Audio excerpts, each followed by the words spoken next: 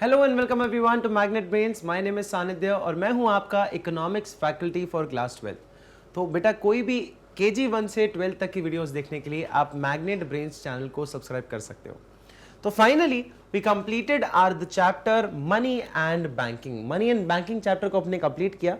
अब आ जाती है हमारे लिए बारी एमसीक्यू क्वेश्चंस करने की। बेटा एमसीक्यू आपके एग्जाम पेपर्स में काफी बड़ा रोल प्ले करता है, काफी ह्यूज रोल प्ले करता है, जहां पे एमसीक्यूज आपके काफी अच्छे खासे वेटेज के आते हैं और इनकी प्रैक्टिस करना बहुत जरूरी है।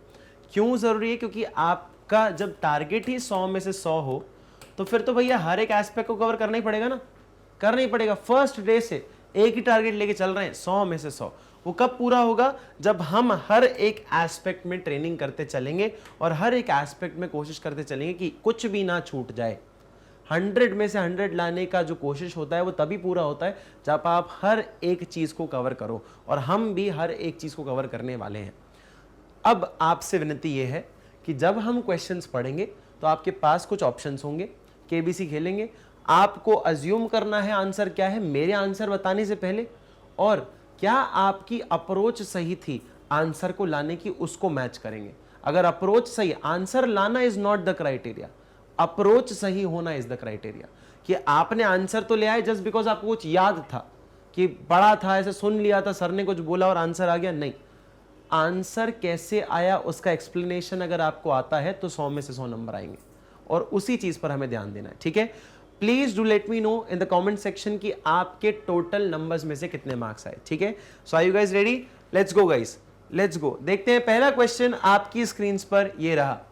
Which of the following is the basic character? कौन सा एक बेसिक कैरेक्टर है of the barter system of exchange? सबसे बेसिक कैरेक्टर कौन सा है आपके बार्टर सिस्टम का? बार्टर सिस्टम करते थे हम, कुछ ऐसा सामान के बदले सामान बेचने वाला सिस्टम था, तो वो कौन सा है? सबसे पहला मीडियम ऑफ एक्सचेंज, दूसरा double coincidence of want, store of value, या बोथ ए एंड सी? क्या लगता है विच one is the right answer? Medium of exchange की तरह यूज हो रहा था, बेसिक कैरेक्टर वही था, कि डबल कोइंसिडेंस ऑफ वांट है या स्टोर ऑफ वैल्यू है, या दो? नो, ए और सी दोनों के दोनों। बेटा सबसे इंपॉर्टेंट और सबसे बढ़िया इसका जो ऑप्टिमल आंसर होता है that is double coincidence of want, कि जो वस्तु आपको चाहिए वो मेरे पास हो और जो वस्तु मुझे चाहिए वो आपके पास हो, तभी हम आपस में बार्टर एक्सचेंज कर पाते हैं। ठीक है, यही इसका बेसिक फीचर था, डबल कोइंसिडेंस ऑफ वांट। जो आपको चाहिए वो मेरे पास है और जो मुझे चाहिए वो आपके पास है। कि जैसे मान लीजिए मेरे पास 1 किलो आलू है और बदले में आपसे मुझे 1 किलो चावल चाहिए, तो आपको चाहिए आलू और मुझे चाहिए चावल, तो हम आपस में एक बार्टर सिस्टम कर सकते हैं। ठीक है, सामान के बदले सामान ले सकते हैं। क्लियर है? आई होप आपका आंसर सही होगा। Let's move on to question number 2। C2C economy refers to the system where? C2C economy कौन सा सिस्टम को रेफर करती है? Goods are exchange for goods, सामान के बदले सामान लेना इस C2C इकोनॉमी।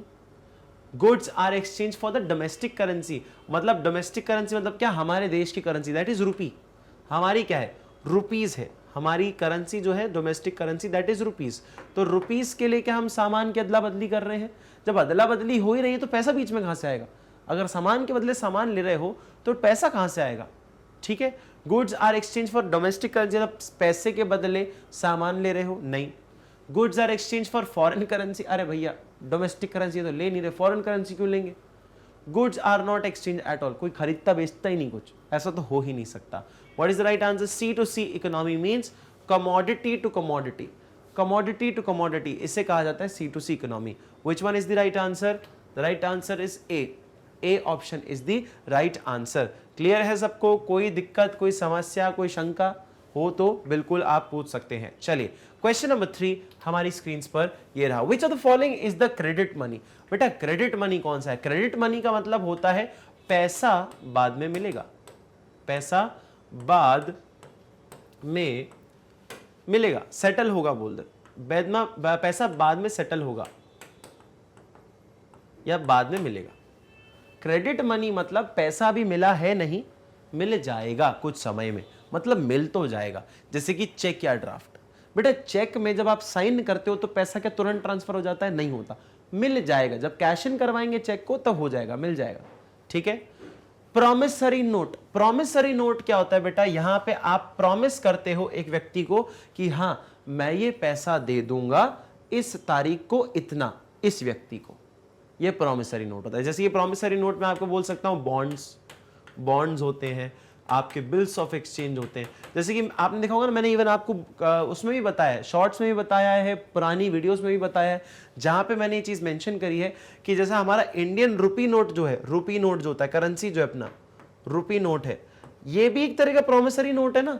उस पर लिखा होता है ना गवर्नर के साइन के ऊपर, आई प्रॉमिस टू पे the bearer the sum of dash rupees.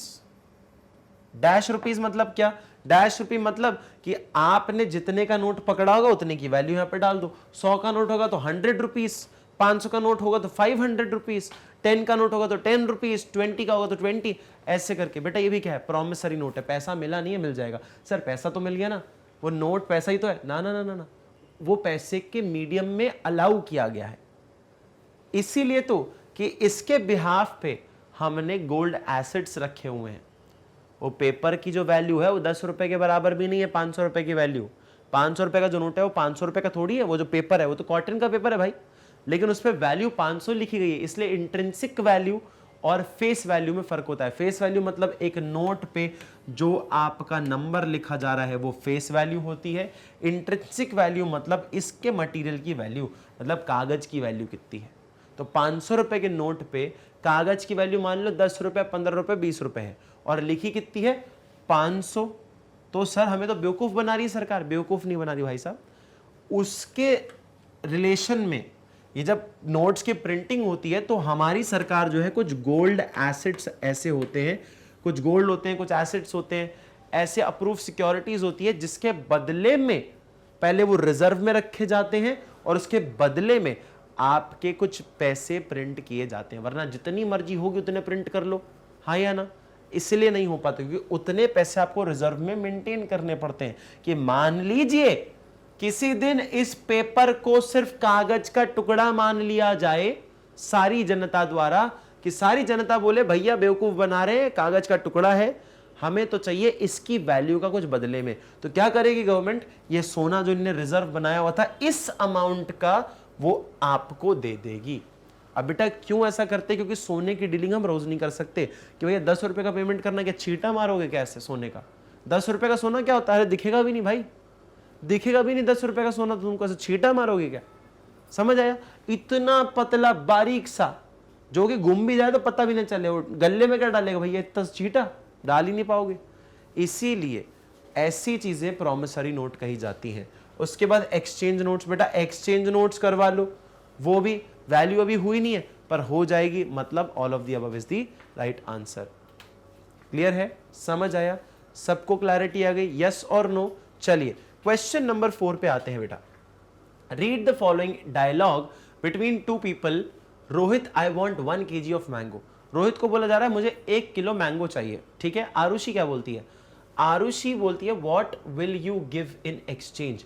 Arushi बोल रही है क्या बदले में मुझे क्या दोगे।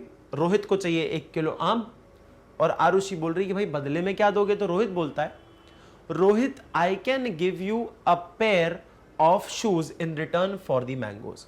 रोहित बोल रहा है कि मैं बदले में एक जूतों का पेयर दे सकता हूं, बदले में उन आम के बदले, 1 किलो आम के बदले में मैं जूते दे सकता हूं आपको, एक पेयर, एक जोड़ी जूते दे सकता हूं। आरुषि बोलती है आई डोंट नीड शूज, मुझे जूते नहीं चाहिए। आई वॉन्ट सम चॉकलेट्स, मुझे चॉकलेट चाहिए, चॉकलेट है तो दे दो। Which of the following problem is faced by Rohit and Arushi in their exchange. वो बोल रही है ना कि आप जब डीलिंग करते हो तो रोहित बोल रहा है कि भैया मुझे चाहिए, मेरे पास मुझे चाहिए मैंगो, मम्मी ने बोला 1 किलो आम लेके आ जा, 1 किलो आम लेके आ जा। अब मैंगो किसके पास है, इसके पास मैंगोज है, इसके पास मैंगो है, किसके पास, आरुषि के पास, आरुषि के पास मैंगो है, हाँ या ना। इसके पास मैंगो है, इसके पास क्या है, ये बोल रहा है मैं शूज दे देता हूं तुम्हें, काम करो तुम शूज ले लो, मैंगो दे दो। पर आरुषि बोलती है नहीं मैंगो नहीं दूंगी, क्यों, क्योंकि मुझे बदले में शूज नहीं चाहिए, मुझे बदले में चाहिए चॉकलेट। मुझे बदले में चाहिए चॉकलेट, तो तू मैंगो ले जाना। अब भाई उसके पास है ही नहीं चॉकलेट, तो क्या करेगा आदमी, क्या करेगा भला आदमी? तो भैया आपस में डीलिंग नहीं हो पाएगी। इसे ही कहा जाता था अपना, देखो क्या कह, उससे यही पूछा जा रहा है कि कहा क्या जाता है इसको, lack of store of value, lack of double coincidence of want, lack of standard of deferred payment, या absence of common unit of value. बताइए which one is the right answer? Lack of double coincidence of want. जो आपको चाहिए और जो मुझे चाहिए वो हम दोनों के पास वो सामान होना चाहिए, तभी हम इस चीज को पूरा कर पाएंगे। क्लियर है? चलिए नेक्स्ट पॉइंट पे आएगा। Question number 5, money is, money क्या है? Anything which requires double coincidence of want, कोई भी ऐसी वस्तु जो कि double coincidence of want require करे, मतलब आपको जो चाहिए और मुझे चाहिए वो सेम हो। Anything which is commonly accepted as a medium of exchange, जो कि कॉमनली एक्सेप्ट किया जाता हो सबके द्वारा कि हाँ कोई भी सर्विस लेनी हो, कोई भी सामान लेना हो तो इसके बदले में हम पैसा दे सकते हैं। Anything which is commonly accepted as the commodity money, commodity money नहीं है, कमोडिटी मनी नहीं है, कमोडिटी मतलब अलग होता है, वस्तु है। वस्तु मनी मतलब क्या होता है? Barter system. ठीक है, तो अपने पास ऑप्शन कौन सा सही है जरा देखो, option number B is the right answer. बेटा डबल कोइंसिडेंस ऑफ वांट की रिक्वायरमेंट नहीं मांगता है ये, पैसे दिए जाते हैं सामान और किसी सर्विस के बदले, सामान या वस्तु आप कुछ खरीद रहे हो उसके बदले आप पैसे देंगे, है ना, कोई एक्सेप्टेंट। और या फिर सिंपल सी बात है, जनरली किसी भी सामान और किसी भी सर्विस देने के बाद आपको जो बदले में मिलता है वो है पैसा, क्योंकि आपको उसके पास जो सामान है जरूरी थोड़ी आपको चाहिए, तो ऐसे तो इंसान कर ही नहीं पाएगा। वरना बताओ OLX डाउनलोड करना पड़ता हमें, ऐसा OLX डाउनलोड करना पड़ता जो कि सामान के बदले सामान बेच रहा है। अब गाड़ियां तो सब सेल कर रहे हैं, लेकिन किसको जूते के बदले गाड़ियां चाहिए ऐसा इंसान मुझे ढूंढना पड़ेगा। तो भैया इतना टाइम नहीं है, एक काम करो पैसा ले लो, पैसे से सारा ही व्यापार हो जाएगा। कॉमन यूनिट, ठीक है, क्या हो गया? Anything which is accepted as a medium of exchange is known as money. Evolution of money has facilitations. Evolution of money has facilitated. Evolution जो है मनी का, उसने फैसिलिटेट किया है, मदद किया है किस चीज में? A common unit of exchange, store of value, transfer of value, या ऑल ऑफ द अबव। क्या हमारा राइट आंसर है?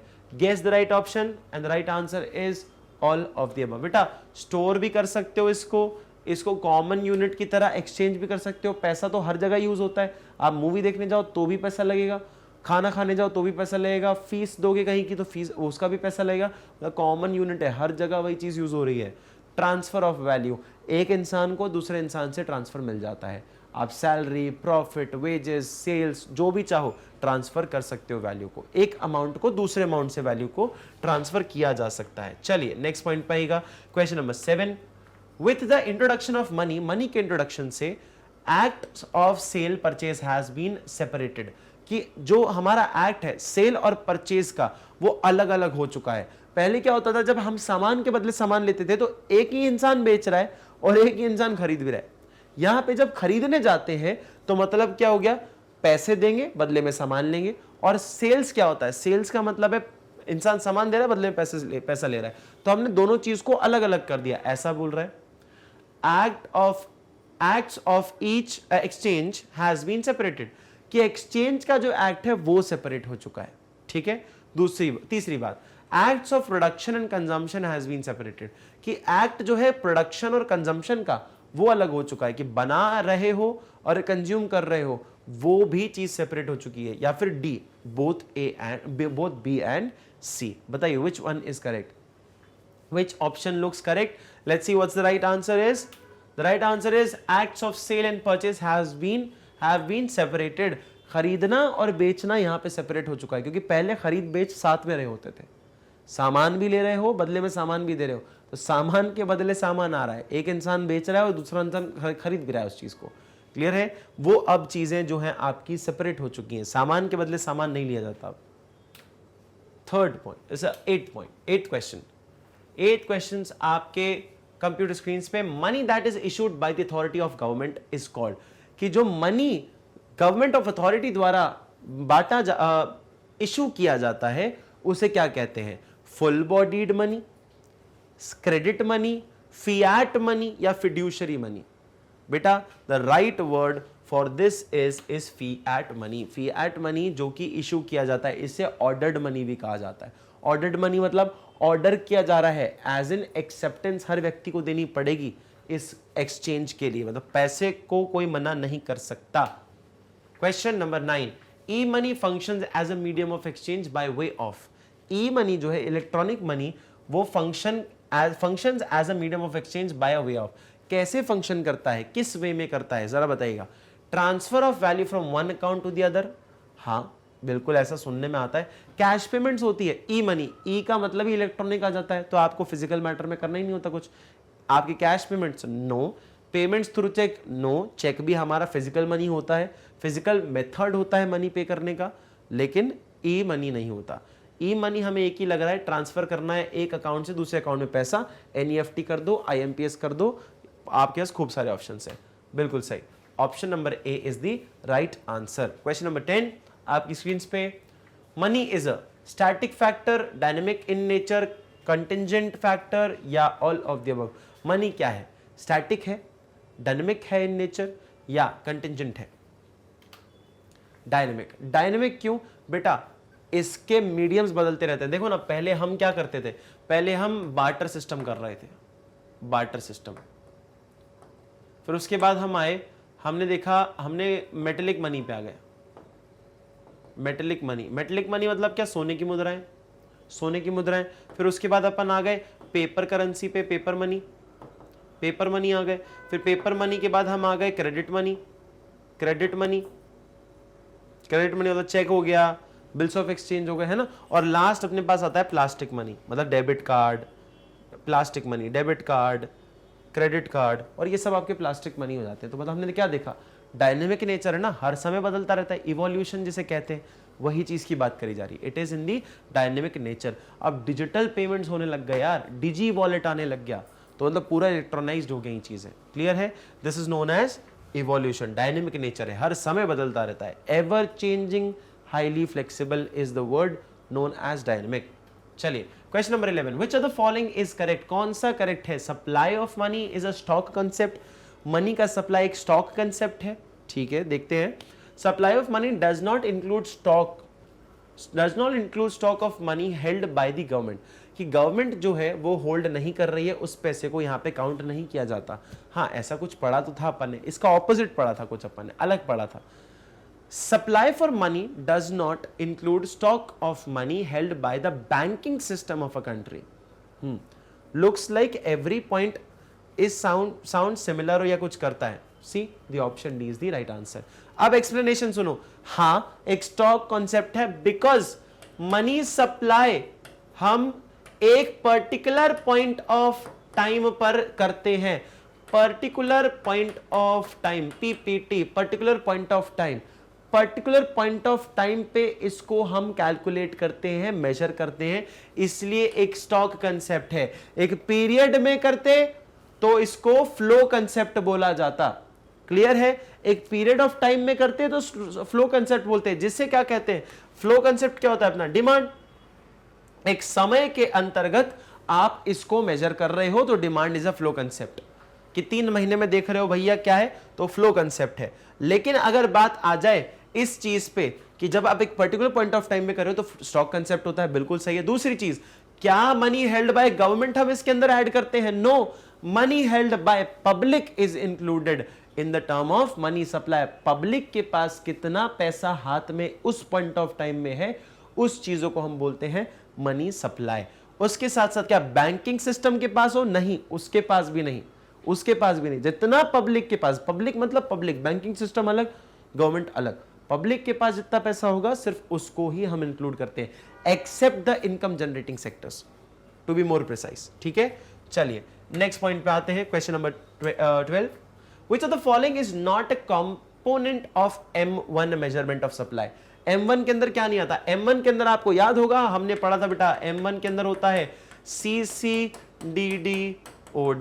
CCDDOD। CC मतलब currency coins, C means currency, C means coin, currency coin, DD मतलब डिमांड डिपॉजिट्स, डिमांड डिपॉजिट्स, और OD मतलब क्या, other deposits. बताइए, ये देखो आपको दिख रहा है डिमांड डिपॉजिट, हाँ DD दिख रहा है, CC वाला मिल गया करेंसी, DD वाला मिल गया डिमांड डिपॉजिट, CC मिल गया currency coins, other deposits OD मिल गया, सबको ऐड कर दो, क्या मिल जाएगा आपको, M1 मिल जाएगा।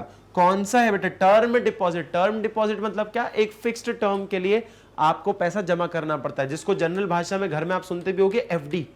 एफडी तोड़वा लेते हैं भाई साहब, एफडी करा लेते हैं भाई साहब, ये घर में बहुत चलता है। तो fixed deposit is known as term deposit. वो M1 के अंदर इंक्लूड नहीं होता, वो बाद में आता है। क्लियर? अलग सिनेरियो में इंक्लूड होता है। चलिए नेक्स्ट पॉइंट देखिएगा, क्वेश्चन नंबर 13। देखो term deposit is the right answer, मैंने पहले बता दिया था, एनिमेशन बाद में। चलिए question number 13। In India, India के अंदर कॉइन्स आर इशूड बाय, कौन करता है कॉइन इशू? बताइए, कॉइन्स कौन इशू करता है? State Bank of India, Reserve Bank of India, ministry of finance या मिनिस्ट्री ऑफ अर्बन डेवलपमेंट? बताइए कौन इशू करता है? Ministry of finance. बेटा यहां पे एक छोटा सा करेक्शन क्वेश्चन में ही होना चाहिए। कॉइन्स जो है वो कौन सा? सिर्फ 1 रुपए कॉइन, सिर्फ 1 रुपए का सिक्का, सिर्फ 1 रुपए का सिक्का कौन इशू करता है? Ministry of finance. बाकी सारे कौन करता है? आरबीआई। आरबीआई 1 रुपए को छोड़ के जितने भी रुपए बनते हैं, जितने भी नोट बनते हैं, वो सारे के सारे कौन बनाता है? आरबीआई ही बनाता है।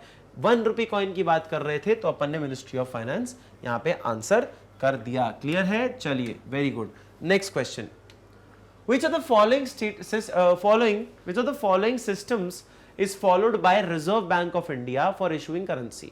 कौन सा सिस्टम वो मेंटेन करते हैं करेंसी को इशू करने के लिए? बेटा याद हो तो मैंने अभी ही बताया था कुछ टाइम पहले कि हम गोल्ड रिजर्व्स मेंटेन करते हैं, गोल्ड रिजर्व्स मेंटेन करते हैं। याद हो तो आपको मैं कुछ चीज बताई थी पहले पढ़ाते टाइम भी, टॉपिक्स के टाइम पे, कि हम कुछ ऐसा सिस्टम मेंटेन करते हैं जहां पे गोल्ड इतने रखे जाते हैं जिसकी वैल्यू के रिलेशन में हम प्रिंट करते हैं नोट्स को, प्रिंट करते हैं या इशू करते हैं नोट्स को। तो वो कौन सा है? प्रोपोर्शनेट सिस्टम है, सिंपल डिपॉजिट सिस्टम है, मिनिमम रिजर्व सिस्टम है, या फिर अपना fixed fiduciary issue system? Which one is the right answer? बेटा सबसे बेस्ट और सबसे right answer is minimum reserve requirements या मिनिमम रिजर्व सिस्टम बोलते हैं जिसको। दोनों शब्द कह सकते हो, मिनिमम रिजर्व रिक्वायरमेंट या मिनिमम रिजर्व सिस्टम। इतने गोल्ड्स रखने पड़ते हैं जितनी वैल्यू के आप पेपर करेंसी को प्रिंट कर रहे हो। आपको इतने गोल्ड जो है बना के रिजर्व में मेंटेन करके रखने पड़ते हैं जितनी पेपर करेंसी आप इशू कर रहे हो, इसीलिए इसको कहा जाता है मिनिमम रिजर्व सिस्टम। चलिए नेक्स्ट पॉइंट पे देखिएगा, term deposits are those. Term deposits क्या होते हैं? अभी बताया था मैंने, which against which no cheque can be issued, जिसके बदले में कोई चेक इशू नहीं किया जाएगा। मैंने आपको इवन डिफरेंस में बताया था बेटा, टर्म डिपॉजिट्स मतलब क्या होते हैं? Fixed deposit. Against which no interest is paid to the depositor, जिसके बदले में कोई इंटरेस्ट ही पे नहीं किया जा रहा है डिपॉजिटर को। अच्छा, विच आर फिक्स्ड डिपॉजिट, जो कि फिक्स्ड डिपॉजिट होते हैं, या D option, A and C both. अब बेटा एक चीज देखना, टर्म डिपॉजिट ही फिक्स्ड डिपॉजिट होता है, टर्म डिपॉजिट ही फिक्स्ड डिपॉजिट होता है। फिक्स्ड डिपॉजिट मतलब एफडी। अब बेटा एफडी को क्या चेक से इशू किया जा सकता है? नहीं। एफडी में से 2 ट्रांजैक्शन होते हैं, एक डिपॉजिट, दूसरा विथड्रॉल। विथड्रॉल बेटा ये 2 ही डिपॉजिट, 2 ही ट्रांजैक्शन होते हैं एफडी के अंदर, पैसा जमा कराना और दूसरा पैसा निकालना। आप एफडी को बार बार चेक से पैसा नहीं निकाल सकते कि 10 लाख रुपए इकट्ठा हो गया चलो 50,000 निकाल लेता हूं, नहीं, अलाउड ही नहीं होता है। एफडी के अंदर चेकेबल फैसिलिटी नहीं होती है, एक बार डिपॉजिट दूसरे टाइम विड्रॉल। दूसरा, क्या आप इसके बदले कोई इंटरेस्ट नहीं पे किया जाता है? बेटा एफडी के बदले ही तो सबसे ज्यादा इंटरेस्ट मिलता है, सेविंग्स डिपॉजिट में इतना पैसा नहीं मिलता, मतलब 4-4.5% का इंटरेस्ट होता है जनरली। एफडी के अंदर 8% तक का मिल जाएगा। और आपको जो करंट अकाउंट होता है, करंट अकाउंट में तो बेटा इंटरेस्ट ही नहीं मिलता, करंट अकाउंट में तो इंटरेस्ट ही नहीं मिलता। तो आपने ये जो लाइन है वो करंट अकाउंट के बेसिस पे बोल दी, करंट डिपॉजिट्स के बेसिस पे बोल दी, जो कि यहां पर नहीं होता। एफडी में सबसे हाईएस्ट इंटरेस्ट होता है, ठीक है। तभी लोग जनरल, हमारे जो देसी पेरेंट्स होते हैं जिनको ज्यादा इन्वेस्टमेंट के बारे में ज्यादा नॉलेज ना हो, तो क्या करते हैं, ये पैसा जोड़ते हैं बेचारे मेहनत करके और एफडी में लगा देते हैं कि भैया पैसा कम से कम तो नहीं होगा और थोड़ा बहुत बढ़ जाएगा समय के अंदर, ठीक है। फिक्स्ड डिपॉजिट, क्या ये फिक्स्ड डिपॉजिट होता है? यस, फिक्स्ड डिपॉजिट होता है। ऑप्शन ए और ऑप्शन बी, सी, सॉरी दोनों सही लगे, मतलब डी पर जा सकते हैं, both option A and C. Which is the right answer? Look, option A and C is the right answer, मतलब D option is correct. A और बी भी दोनों आते हैं उसके अंदर। क्लियर? चलिए question number 16, dash is the principal supplier for money of money in India. कौन इशू करता है, कौन सप्लाई करता है पैसे को? कमर्शियल बैंक करते हैं, गवर्नमेंट बैंक करते हैं, नॉन ऑफ द अबव, या आरबीआई? सिंपल सा क्वेश्चन है, बहुत सिंपल क्वेश्चन है। RBI is the soul authority जो कि पैसों को सप्लाई करता है, मनी सप्लाई करता है। चलिए question number 17, which of the following agency is responsible for issuing 1 rupee currency note? Simple सा क्वेश्चन, अभी फिर बताया था। 1 रुपए इशू करने वाली अथॉरिटी बॉडी कौन है? सिंपल सा, reserve Bank of India, ministry of commerce, ministry of finance, NITI Aayog. It's the simplest answer. अभी फिर से हमने किया था, 1 रुपए करेंसी अगर नोट किसी को इशू करने हैं, उसके लिए रिस्पॉन्सिबल कौन है? Ministry of finance, not RBI. 1 रुपए के सारे नोट और कॉइन्स ये इशू करते हैं, 2 रुपए से लेकर 500 तक, मतलब 2000 के नोट भी बंद हो गए हैं, तो भैया 2 रुपए से लेकर 500 तक जितनी करेंसी है सब ये इशू करेंगे। क्लियर है, समझ आया? चलिए नेक्स्ट पॉइंट पे चलते हैं। Question number 18, double coincidence of bond is a characteristic feature of. Double coincidence of bond जो है वो कैरेक्टरिस्टिक फीचर है किसका? Barter system of exchange, barter system करना हो, एक्सचेंज करना हो उसका। Monetary system of exchange, monetary system exchange करना हो उसका। नाइदर ए नॉर बी, या आइदर ए और बी, दोनों ही नहीं होगा। सी ऑप्शन बोल रहा है और डी ऑप्शन बोल रहा है या तो ए या तो बी। बताइए, double coincidence of bond is the characteristic feature of. Double coincidence of bond किसका है? पैसों को बांटने का है, पैसों का एक्सचेंज, या फिर बार्टर सिस्टम, सामान का एक्सचेंज? ऑब्वियसली सिंपल सा क्वेश्चन, बहुत सिंपल क्वेश्चन। सामान में हमें डबल कोइंसिडेंस ऑफ बॉन्ड देखना पड़ता है। डबल कोइंसिडेंस ऑफ बॉन्ड मतलब क्या? जो मुझे चाहिए सामान, प्रोडक्ट, वो तुम्हारे पास होना चाहिए, इसके पास होना चाहिए वो प्रोडक्ट। मतलब सिंपल सी बात, इसको मेरा प्रोडक्ट होना, इसको जो मेरे पास जो प्रोडक्ट है वो इसकी नीड होनी चाहिए, इसको होना चाहिए इसके पास, कि मतलब ये लेना चाहता हूं, मेरा प्रोडक्ट ये लेना चाहता हूं और मैं इसका प्रोडक्ट लेना चाहता हूं। इसे डबल कोइंसिडेंस ऑफ बॉन्ड कहते हैं, कि इसको भी वही चाहिए जो मेरे पास है और मुझे भी वही चाहिए जो इसके पास है, मतलब डबल कोइंसिडेंस ऑफ बॉन्ड। ये कब होगा? ये होता, यही बेसिक फीचर था, यही सबसे कॉमन कैरेक्टर या बेसिक फीचर था किसका? बार्टर सिस्टम का। ठीक है, बार्टर सिस्टम का। चलिए नेक्स्ट पॉइंट में देखिएगा, question number 19, in India coins of 10 are issued by. 10 रुपए का सिक्का कौन इशू करता है? सिंपल क्वेश्चन, आरबीआई इशू करता है। बेटा आंसर यहाँ पे गलत मार्क्ड है, आप प्लीज इसको ये वाला मार्क कर लेना। Option number B is the right answer. Ministry of finance नहीं करता, सिर्फ 1 रुपए का सिक्का करता है। 10 रुपए को भी कौन इशू करता है बेटा? आरबीआई ही इशू करता है। क्लियर है? चलिए नेक्स्ट पॉइंट पे देखिएगा, question number 20, demand deposits include. Demand DD जो होते हैं वो क्या इंक्लूड करती है? चेकेबल डिपॉजिट, चेकेबल डिपॉजिट को करती है। Deposits which can be withdrawn on demand, जो डिमांड्स जो विड्रॉ करे जा सके। Fixed deposit for a period of time, कि 20 साल के लिए पैसा लॉक कर दिया, कि एफडी करवा ली 20 साल की। ठीक है, तो किसको बोलेंगे? एफडी करा ली 20 साल की, तो कौन सा ऑप्शन होगा? जरा देखो, बताओ भैया कौन सा ऑप्शन है, डिसाइड करो, बताइए कौन सा ऑप्शन होगा बेटा। चेकेबल डिपॉजिट मतलब क्या है? चेक पे विड्रॉ कर सकते हो और चेक पे आप डिपॉजिट कर सकते हो, दोनों ऑप्शन अवेलेबल है। हाँ लो, दोनों ऑप्शन अवेलेबल है। यस, डिमांड डिपॉजिट होते हैं, जब डिमांड पे पैसा डालना चाहे और डिमांड पे पैसा निकाल भी सकते हैं, रीपेबल भी है डिमांड डिपॉजिट।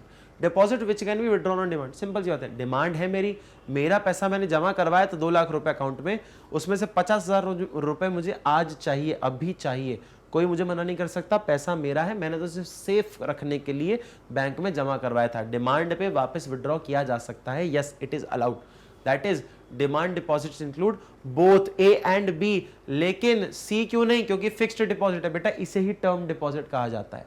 ठीक है, दैट इज नॉट आपका अलाउड। ये डिमांड डिपॉजिट नहीं होती, डिमांड पे पैसा नहीं निकाला जा सकता। एक बार डिपॉजिट करो, दूसरी बार निकालो मैच्योरिटी डेट पर। Both A and B should be the right answer. Let's see if I'm correct or not. C, correct.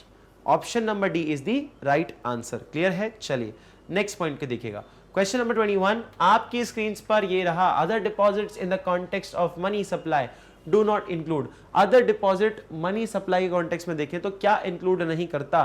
Demand deposits of NABARD with bank, demand deposits of Bank of England with the RBI, demand deposits of IMF international monetary fund with RBI या demand deposits of State Bank of India with banks RBI. अब देखो ना, हमने बोला था कि हमारा जो बैंक है और आरबीआई में कितना पैसा रखा हुआ है खुद का, वो इसके अंदर इंक्लूड नहीं होता, लेकिन अदर डिपॉजिट्स में वो इंक्लूड होता है कि आरबीआई के पास जो पैसा बाहर से आया हुआ है, कि बाहर के बैंक्स ने, बाहर की गवर्नमेंट ने हमें अगर पैसा दिया हुआ है, आईएमएफ से हमने, इंटरनेशनल मॉनेटरी फंड से पैसा लिया हुआ है, वर्ल्ड बैंक से हमने पैसा लिया हुआ है, तो बेटा वो सब इंक्लूड होता है, वो सब इंक्लूड होता है किसके अंदर, आपके अदर डिपॉजिट्स के अंदर। ये हमारे पास सारा का सारा इंक्लूड होता है, ठीक है। तो which one should be the right answer, the option number D, ये इंक्लूड नहीं होता, उसके अलावा सारे इंक्लूड होते हैं। Clear.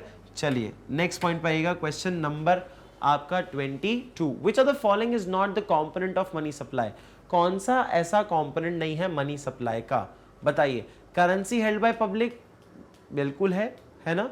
Demand deposits of people with commercial bank, commercial bank के साथ आपने जो खाते में पैसा जमा कराया हुआ है वो वाला पैसा, ठीक है। Demand deposits of government with RBI, government के डिमांड डिपॉजिट्स आरबीआई के पास हो, ठीक है, देखते हैं।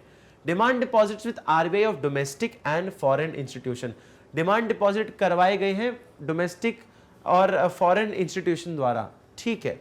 चलो, विच ऑप्शन लुक्स इनकरेक्ट, मतलब इनकरेक्ट मतलब आपका आंसर कंपोनेंट नहीं होगा मनी सप्लाई का।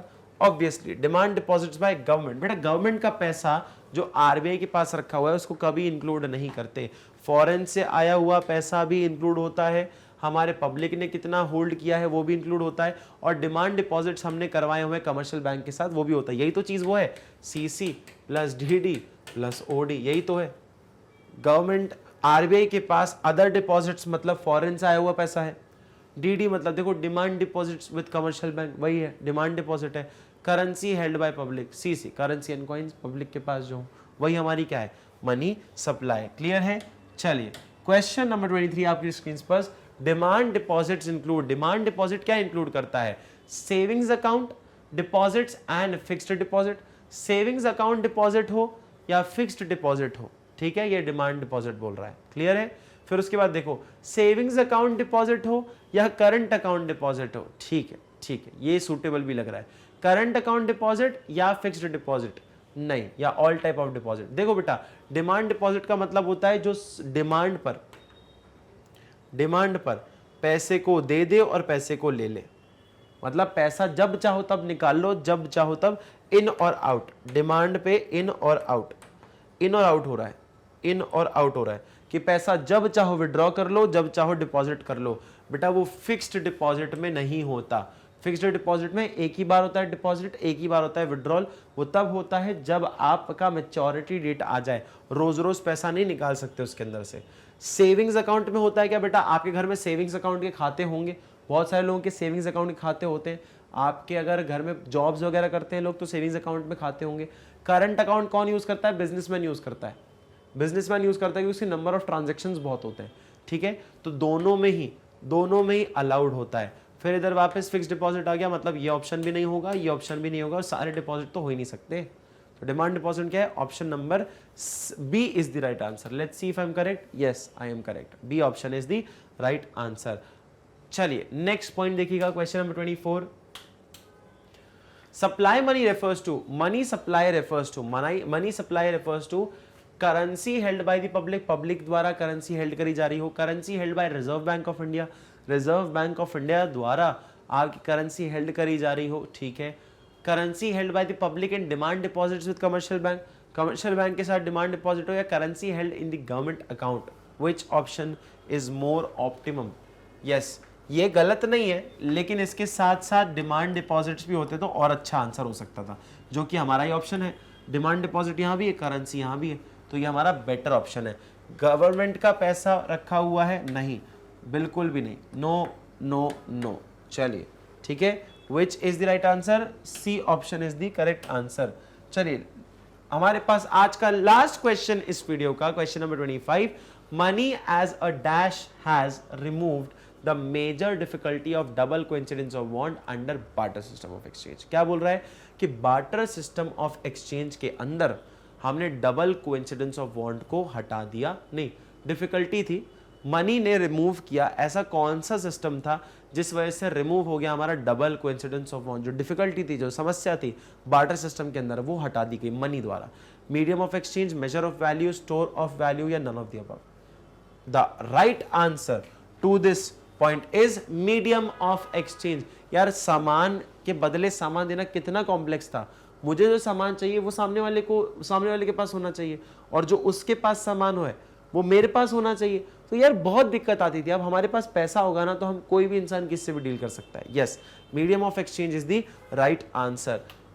बेटा और ऐसी अमेजिंग वीडियोस देखने के लिए, सानिध्य सर की वीडियोस देखने के लिए मैग्नेट ब्रेन्स चैनल को आप सब्सक्राइब कर सकते हैं, जहां पे हम CBSE English medium, spoken English, CUET, NTSC, olympiad, CBSE Hindi medium, जिसके पास अपना अलग चैनल भी है, जाके आप सब्सक्राइब कर सकते हैं।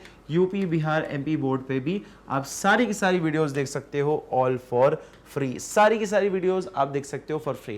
टैबलेट्स, मोबाइल फोन्स और किसी भी तरह के लैपटॉप पे आप मैग्नेट ब्रेन्स की सारी वीडियोस देख सकते हो, all for free. And with our experience, हम हमारे पर्सनल प्रेफरेंस से, हमें पता है नोट्स कैसे बनाने चाहिए जिससे आप ज्यादा से ज्यादा मार्क्स स्कोर कर सकते हो। ई नोट्स और ई बुकलेट्स भी होती हैं, जिसका डिस्क्रिप्शन में लिंक है, जाके लिंक को प्रेस करें और इन नोट्स को अवेल कर लें। उसके साथ साथ आप हमें in other social media platforms पर भी फॉलो कर सकते हैं, that is YouTube, Facebook, Instagram, Twitter और टेलीग्राम पर भी। Thank you so much guys.